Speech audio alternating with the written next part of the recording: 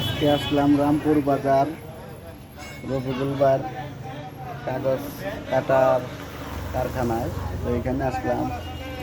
এটা হচ্ছে ডিজিটাল, আমি দেখাচ্ছি আপনাদের, হচ্ছে ডিজিটাল পাঞ্চিং মেশিন। এটার সাহায্যে এই ধরনের কাগজের ডিজাইন করতে হয় শাড়ি কারখানার।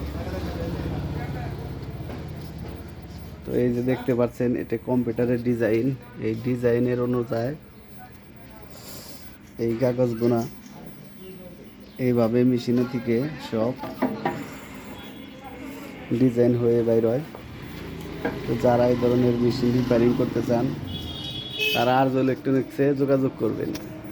আপনার মেশিন কি ঠিক হয়েছে? এখন ঠিক আছে। তাহলে এই ধরনের সমস্যা থাকলে আরও আমার কাছে পাঠিয়ে দিবেন।